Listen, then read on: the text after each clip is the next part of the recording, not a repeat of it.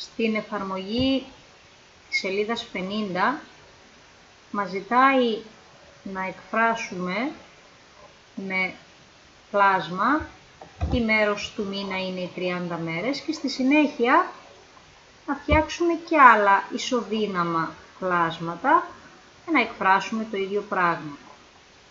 Προφανώς, στα μαθηματικά, ο μήνας θεωρείται ότι έχει πάντα 30 ημέρες, επομένως το κλάσμα που εκφράζει τις 6 από τις 30 ημέρες του μήνα δεν είναι άλλο από το κλάσμα 6 τριεκοστά.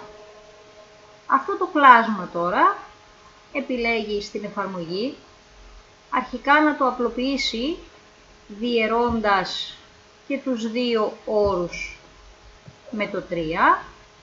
Το κλάσμα είναι 6 τριακοστά, διαιρεί και τους δύο όρους με το 3 και φτιάχνει το κλάσμα 2 δέκατα που είναι ισοδύναμο με το 6 τριακοστά.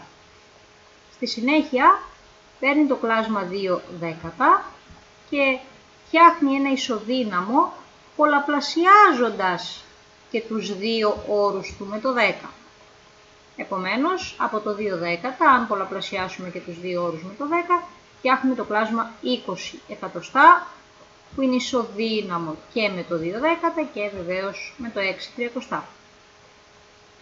Τέλος, το αρχικό κλάσμα, το 6 τριακοστά, επιλέγει να το απλοποιήσει διαιρώντας και τους δύο όρους του με το 6. Επομένως, αν διαιρέσουμε και τους δύο όρους του 6 τριακοστά με το 6, προκύπτει το κλάσμα 1 πέμπτο, που είναι ισοδύναμο με όλα τα προηγούμενα, δηλαδή και με το 20 εκατοστά και με το 2 δέκατα και φυσικά με το αρχικό κλάσμα που ήταν το 6 τριακοστά. Στην απάντηση λοιπόν γράφουμε ότι οι 6 από τις 30 ημέρες του μήνα είναι τα 6 τριακοστά του μήνα. Το αρχικό κλάσμα λοιπόν που εκφράζει τις 6 από τις 30 μέρες είναι το κλάσμα 6 τριακοστά. Αυτό είναι ισοδύναμο με το κλάσμα 2 δέκατα που βρήκαμε εδώ ή με το κλάσμα 20 εκατοστά που βρήκαμε εδώ ή αλλιώς με το κλάσμα 1 πέμπτο που βρήκαμε εδώ. Από όλα αυτά τα κλάσματα, ανάγωγο είναι φυσικά το 1 πέμπτο, γιατί είναι το μόνο από αυτά που δεν απλοποιείται άλλο. Δηλαδή δεν μπορώ να βρω ένα φυσικό αριθμό που να διαιρεί ακριβώς και τους δύο όρους και να διαιρέσω και τους δύο όρους με αυτόν τον αριθμό και να βρω κάποιο άλλο ισοδύναμο με μικρότερους όρους.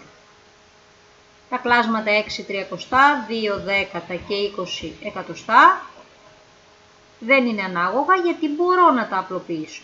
Το 6 τριακοστά μπορώ να το απλοποιήσω διαιρώντας και τους δύο όρους του και με το 2 και με το 3. Το 2 δέκατα μπορώ να το απλοποιήσω διαιρώντας και τους δύο όρους του με το 2. Το 20 εκατοστά μπορώ να το απλοποιήσω διαιρώντας και τους δύο όρους είτε με το 2, είτε με το 4, είτε με το 5, είτε με το 10, είτε και με το 20. Αντιθέτως, στο 1 πέμπτο δεν μπορώ να βρω κάποιον φυσικό αριθμό να διαιρεί ακριβώς και τους δύο όρους για να το απλοποιήσω.